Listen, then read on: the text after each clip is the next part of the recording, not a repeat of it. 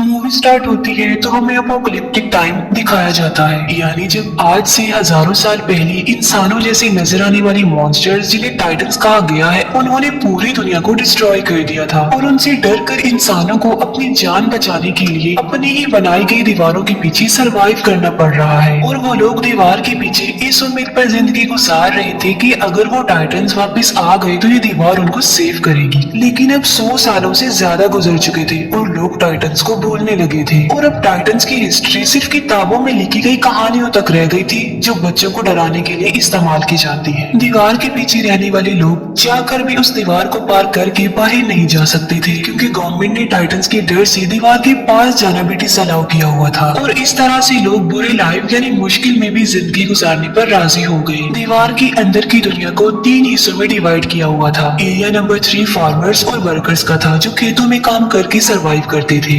Area number 2 industrial था, जहाँ पर फैक्ट्रीज लगाई गई थी। और एरिया 1 प्राइमरी था, जहाँ पर अमीर लोग पूरी सिटी को कंट्रोल कर रहे थे और किसी को भी एक एरिया छोड़कर दूसरे एरिया में जाने की इजाजत नहीं थी। एरिया नंबर 3 में रहने वाला एक लड़का जिसका नाम एरिन था, वो काफी टैलेंटेड था और वो टाइटन से डर कर 4 दीवारी में प्रिजनर्स की तरह जिंदगी नहीं गुजार सकता था, क्योंकि उसमें हमेशा कुछ बड़ा करने की लगन होती है और उसकी डिजायर थी कि वो बाहर की दुनिया को एक्सप्लोर करे। और अपनी इस ख्वाहिश को वो अपने फ्रेंड्स के साथ भी शेयर करता है, क्योंकि वो टाइटन्स पर बिलीव नहीं करता था। वो यही सोचता था कि टाइटन एग्जिस्ट नहीं करते और उसे लगता था कि लोग टाइटन से डरते हैं, इसीलिए यहाँ पर छुपे हुए हैं। इसके साथ साथ एरिन का जो मेल फ्रेंड होता है वो भी काफी टैलेंटेड होता है और किसी भी आम इंसान को कोई एक्सपेरिमेंट्स करने की इजाजत नहीं थी, क्योंकि गवर्नमेंट का मानना ये था कि अगर इंसान अपनी सक्सेस के लिए कुछ करेगा तो वो गलत करेगा। वहीं पर एक लड़की जिसका नाम मिकासा होता है, एरिन और वो दोनों एक दूसरे को काफी लाइक करते थे और वो एरिन के साथ एक हैप्पी लाइफ गुजारना चाहती थी। एरिन का फ्रेंड उससे मिलने जाता है और तभी वो एक अननोन पर्सन से टकरा जाता है, लेकिन वो उस पर ज्यादा ध्यान नहीं देता और उसे इग्नोर करता है। एरिन खुद को उस जगह पर पाकर काफी लकी फील करता था, क्योंकि वो दूसरी साइड वाले लोगों की दुनिया को देख सकता था। वो जगह एरिन की इसलिए भी फेवरेट थी क्योंकि वहाँ पर बॉम्ब मशीन पड़ी हुई थी और डर की वजह से कोई भी वहाँ पर नहीं आता था। और एरिन इस बार इरादा कर लेता है कि वो दूसरी साइड वाली जगह पर जाएगा, चाहे कुछ भी हो जाए। और वो अपने फ्रेंड्स को भी इस बात पर एग्री कर लेता है। उस दीवार के पास आर्मी का पहरा था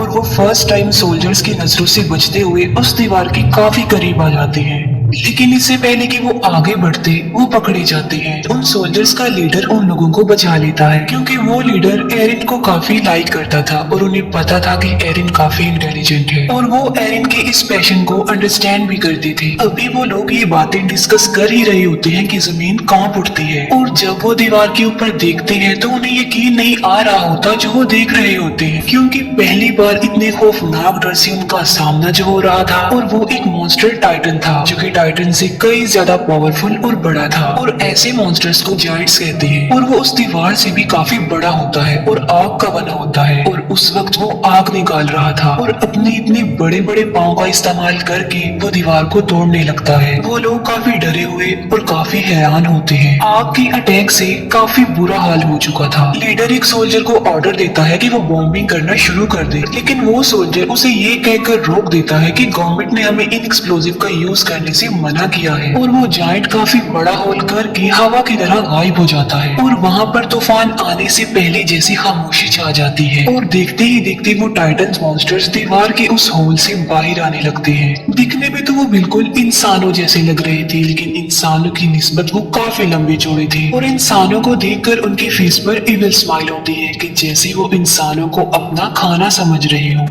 वो लीडर टाइटन्स पर बॉम्बिंग करने में कामयाब हो जाते हैं, लेकिन उन्हें ये नहीं पता था कि ये टाइटन्स इटर्नल हैं, यानी ये एक ऐसे मॉन्स्टर्स हैं जिन्हें कभी नहीं मारा जा सकता। और टाइटन्स की बॉडी के जख्मी पार्ट्स खुद ब खुद रिस्टोर होने लगते हैं। अब क्योंकि टाइटन्स तादाद में काफी ज्यादा थे तो वो लोगों को चारों तरफ से घेर लेते हैं और इंसान उसके आगे काफी छोटा दिख रहा था। और वो इंसानों को ऐसे समझ रही थी कि जैसे इंसान पाँव में आने वाले कीड़े मकोड़े चूंटियां हैं जिन्हें मसल दिया जाए, खेलने वाले खिलौने हैं और यही नहीं बल्कि इंसान उनके लिए किसी बारबेक्यू से कम नहीं थे, क्योंकि वो उन्हें ऐसे ही पकड़ पकड़ कर खा रहे थे। सोल्जर्स इतने ज्यादा डर जाते हैं कि वो टाइटन्स का खाना बनने से ज्यादा सुसाइड को प्रेफर करते हैं और अपने आप को मार डालते हैं। टाइटन्स ने पूरे सिटी में तबाही मचा दी थी। लोग या तो टाइटन्स का शिकार होकर या लोगों की अफरा तफरी में कुचलकर मरने लगते हैं और उन लोगों को अपनी जान बचाने के लिए सिर्फ एक ही जगह मिलती है, जो कि सिटी का बहुत बड़ा हॉल था। लोग सिर्फ खुद को सेव करने के लिए दूसरों की जान की परवाह किए बगैर जबरदस्ती अंदर घुसने लगते हैं और एरिन और मिकासा भी खुद को सेव करने के लिए ऐसा ही करते हैं। मिकासा एक छोटे बच्चे को उसकी माँ के साथ देखती है तो उसे उन लोगों पर तरस आता है और वो उस बच्चे को सेव करने की वजह से बाहर ही रह जाती है और एरिन लोगों की भीड़ में घसीटते हुए हॉल के अंदर चला जाता है और हॉल का दरवाजा बंद कर दिया जाता है। एरिन उस हॉल की डोर को खोलने की कोशिश करता है, लेकिन लोग उसे ऐसा करने से मना कर देते हैं। मिकासा ने उस छोटे बच्चे को पकड़ा होता है और एक टाइटन मिकासा की तरफ ही आ रहा होता है। एरिन जो कि मजबूर होता है और कुछ भी नहीं कर पाता और टाइटन मिकासा और उस बच्चे दोनों को निगल जाता है और अचानक से वहाँ पर खामोशी छा जाती है। एरिन किसी तरह जबरदस्ती करके उस हॉल से बाहर आ जाता है और वो देखता है कि जिस हॉल में सर्वाइवर्स छुपे हुए हैं, टाइटन्स उस हॉल के चारों तरफ से घेरे हुए खड़े हुए हैं और टाइटन्स उस हॉल की छत को तोड़कर लोगों को खाने लगते हैं और तेजी से लोगों का खून बहने लगता है जैसे खून की नदी बह गई हो। हालात से तंग एरिन सिटी की तरफ आगे बढ़ जाता है। इसके बाद हम 2 साल बाद के टाइम को देखते हैं, जहाँ हमें एरिया 2 यानी इंडस्ट्रियल एरिया दिखाया जाता है। ये लोग सेफ थे क्योंकि मजबूत दीवार की वजह से जायंट के हमले से बच गए और जो लोग पिछले हमले के सर्वाइवर्स थे वो भी यहाँ आकर बस गए, क्योंकि एरिया 3 यानी लेबर्स एरिया में अभी भी टाइटन्स थे। अब क्योंकि उस एरिया में आने से लोगों की आबादी बढ़ गई थी तो खाने पीने की किल्लत बढ़ जाती है, लोग भूख की वजह से मरने लगते हैं। अब एरिया 3 के बाकी सर्वाइवर्स के पास बचने का सिर्फ एक ही रास्ता था और वो था अपने एरिया को टाइटन से बचाने का, यानी टाइटन्स का मुकाबला करके वो अपने एरिया को बचा सकते हैं। टाइटन से लड़ने के लिए सोल्जर्स की एक टीम तैयार की जाती है जिनको 2 साल की सख्त ट्रेनिंग दी जाती है। अब इसमें एरिन और उसका फ्रेंड भी पार्टिसिपेट करते हैं क्योंकि मिकासा की मौत का बदला लेना चाहते थे वो लोग। एरिन को मिकासा की डेथ पर गिल्ट था कि उसने मिकासा को नहीं बचाया। उन लोगों को एक कमांडर लीड कर रहा था जिसका नाम कुबाल था। कमांडर कुबाल प्लान बनाता है कि वो अपने मिशन के लिए रात के अंधेरे में निकलेंगे। उनका मिशन ये था कि वो एरिया 3 के बड़े होल जहाँ से वो टाइटन्स आए थे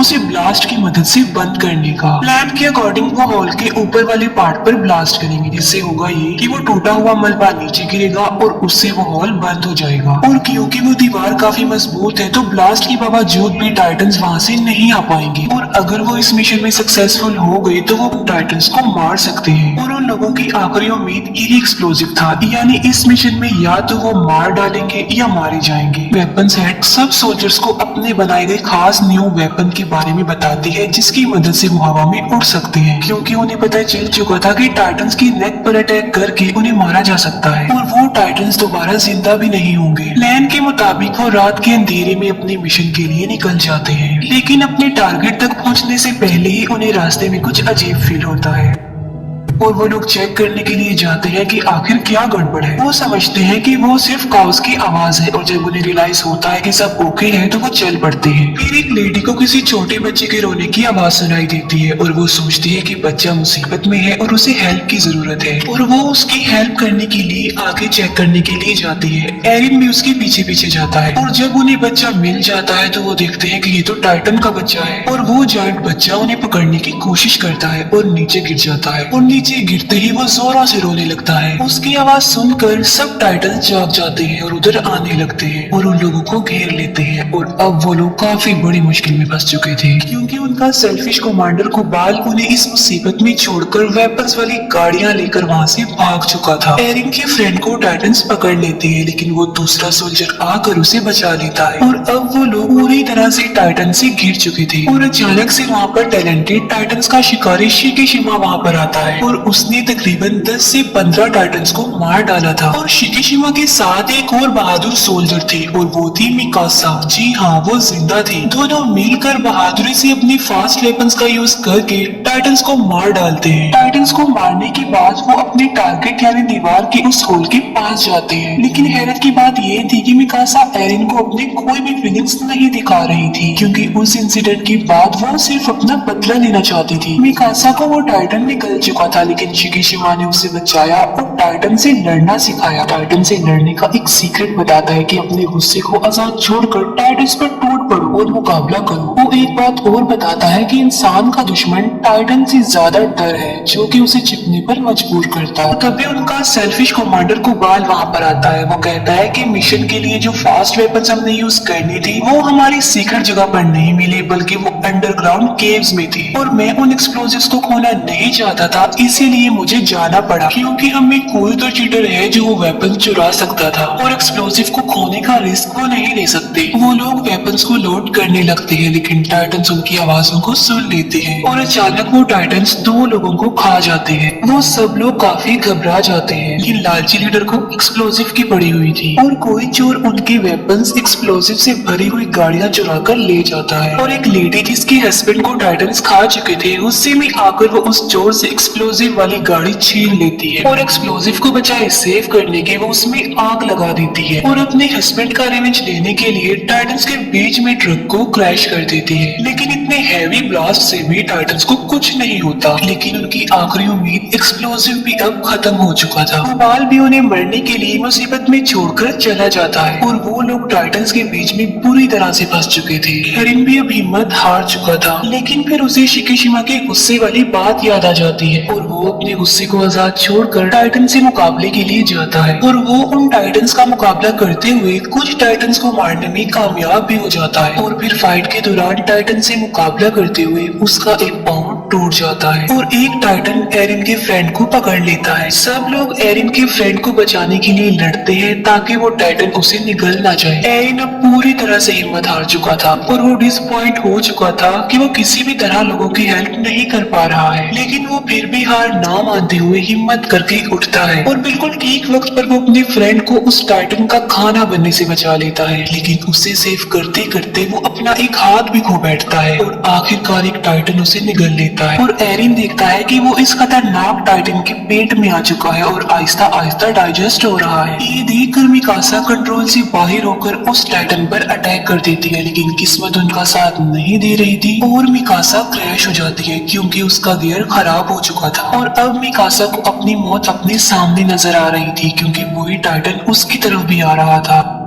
लेकिन अचानक से टाइटन को अपने पेट में कुछ अजीब सा फील होता है और एक काफी बड़ा मॉन्स्टर उस टाइटन के मुंह को चीरते हुए बाहर आ जाता है और एक एक्सप्लोजन से काफी बड़ा जायंट पैदा होता है और ये जायंट बाकी टाइटन्स को मारता जा रहा था। फिर ध्यान से देखने पर उन लोगों को पता चलता है कि ये कोई और नहीं बल्कि ये तो एरिन है और फिर वो बाकी जायंट्स की तरह कमजोर होकर मरने लगता है। और तभी वो कमांडर जो एरिन के टैलेंट को समझता था वो एक बात कहता है जो किसी को भी समझ में नहीं आती। वो कहता है कि इसकी नेक का पीछे वाला हिस्सा काट दो। अब किसी को उसकी बात समझ में तो नहीं आती, लेकिन फिर भी मिकासा ऐसा ही करती है और वहाँ से एरिन निकलता है। और हैरानी वाली बात तो ये है कि उसका टूटा हुआ हाथ और पाँव अब रीजनरेट हो चुके थे। ये देखकर सब लोग काफी हैरान रह जाते हैं और किसी अननोन रीजन की वजह से शिकीशिमा स्माइल करता है जैसे वो